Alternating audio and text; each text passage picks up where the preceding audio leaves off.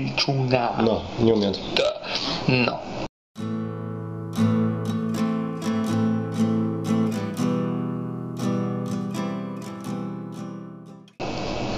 Szóval a második korong, ami majd később fog megjelenni, mint az előző. A tudatos semmittevés, ez az első számú túl sok ember, na ez a szám volt az, amit először összeraktunk az első próbán, még 2010-ben vagy 2009-ben, nem is tudom. Azóta ebben a formában minden koncerten így hangzik el. A következő szám a törvényszegés. Igazából egy kurva jó szám szerintem. Ilyen érdekes dalszövege van a kórussal együtt. Úgy terveztük, hogy ez is az első albumon fog helyet kapni, de inkább áttettük a másodikra, mert egyszerűen olyan jó, hogy át kellett tennünk. Nekem a személyes kedvencem, mert az új album állattól szól.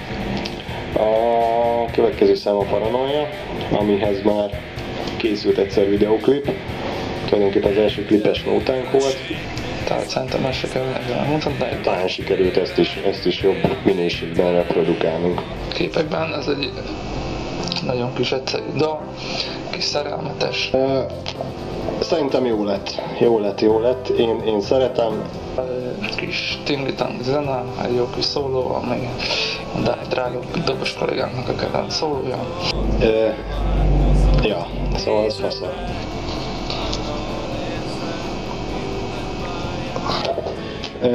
Ez követi a régen máshogy, ez sok hozzáfűzni valahol nincsen, szerintem kurva jó, tehát én nagyon bírom.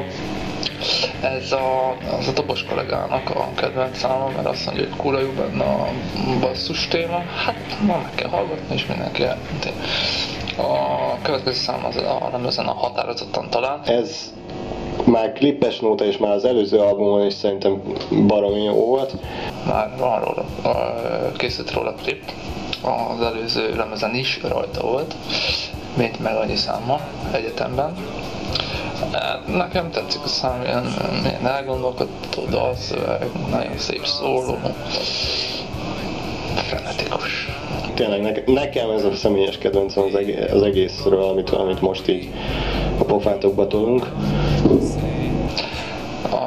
Az utána lévő szám a Nem lét, ami egy kicsit megfeküdte a gyomrunkat. Mikor felvettük akkor is, mert mikor ma visszahallgattuk akkor is. A Nem lét az egy érdekes nóta. Tulajdonképpen azt tudom mondani, hogy figyeljetek a szövegre, és annak megfelelően járjatok el, mert különben nehéz emészteni.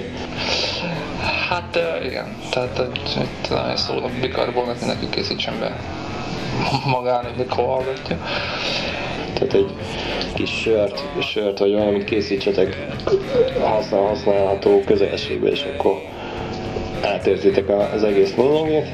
Az utolsó szám mi más lenne, mint a Remény meghalt régen, amiről szintén van klip, tehát mi előre készültünk, mert mi tudtuk, hogy itt aranylemezekről fogunk beszélni. Hát igen. Abból kimaradt sajnos a zseniális háttérvokál, de ha akarjátok, most reprezentálom nektek. Szerintem sokkal jobb lett, mint az előző verzió. Nem tudom, a klip az ugyanaz marad, azt még nem döntöttük el.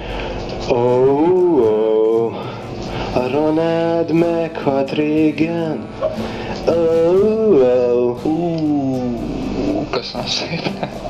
Szerintem ezzel vagy egy olyan 50%-ban elvesztettük a közönségünket. Hallgassátok, lájkoljátok, osszátok, stb. Amit mindig mondani szoktam.